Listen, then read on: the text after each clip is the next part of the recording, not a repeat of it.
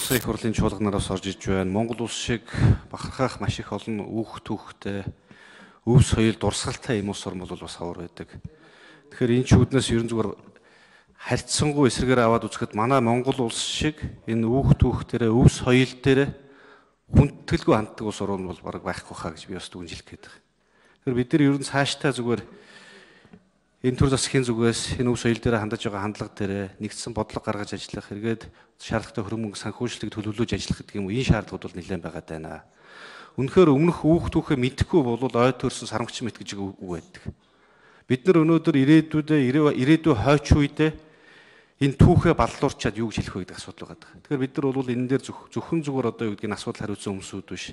Энд сууж байгаа шийдвэр гаргагч нар төр засгийн зүгээс бас тодорхой нэгдсэн бодлого шийдвэрийг бол гаргаж ажиллах шаардлагатай гэж би бас харж байгаа. Монголын соёлын бол дэлхийн өв соёлд тодор бол бичигдэх ёстой, үлдэх ёстой ийм бол өв соёлууд байдаг. Бид нар энийг бол зөвхөн ирээдүйн хойч үедээ үлдээж байгаа асуудал биш. Дэлхийн түүхэнд тодор бичигдэх асуудлыг бол хадгалж хамгаалах асуудал бол байгаа гэдэг асуудал байгаа. Тэгэхээр үндсэндээ өнөөдөр яг үндэсний бахархал, үнэт өв соёл, үнэт зүйл, түүхэн дурсгал гэдэг зүйл бол өнөөдөр байхгүй болсон байна. Эргээд цаашлаад бид нар энэ зүйл байхгүйгээр бол ирээдүйн хойч үедээ эх оронч үзлийг хэрхэн түгээх вэ гэдэг асуудал бол хамгийн одоо бас хүндрэлтэй асуудал болж ирж байгаа.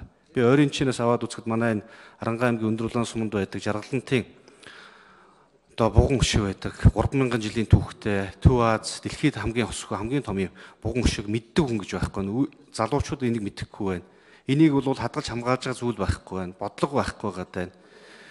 Хамгийн ойрын чинь бол бас 200 жилийн түүхтэй энэ Гисэр багш Агамжамб Санжичав гээд Занцсан шаарил гээд бид хүмүүс 2015 онд бүгдөө мэддэг болсон. Нэг шарилыг нь гадагшаа бид нар бараг алдах гэж байхад нь олж яваад бол ингээд мэддэг болсон. Тэгээ энэ зөвхөн энэ ойрын хамгийн чиний асуудлууд дээр бид нар хадгалж хамгаалах зүйл бол байхгүй байна. Нэгдсэн бодлого байхгүй байгаа даа. Гэтэл бусад улс оронд Англид тэгэхээр зөвхөн 10 чулууг ашиглаад олон 10 тэрбум доллар жилдээ олж байна.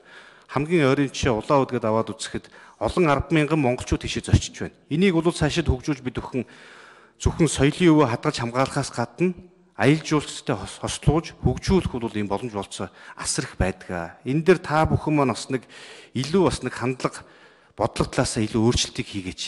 Өөрөөр бас хараач. Төсөв мөнгө шаардлагатай хөрөнгө мөнгийг шийдээч.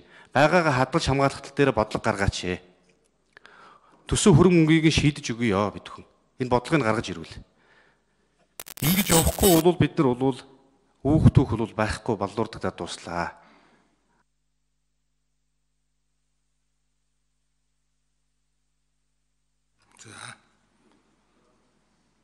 За зандаж тэр сайд.